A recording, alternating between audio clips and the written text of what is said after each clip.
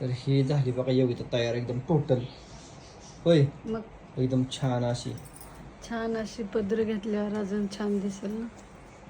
येते का घ्यायला अजून? मग हे असं बायाला टेक्निक असते आपल्याला काय येते मी. झाली बघा तयार. आता हे आपले श्री छत्रपती शिवाजी महाराज आहेत, तर ह्यांना घेऊन फोटो काढायचे आपल्याला छान छान मस्त एकदम भारी भारी.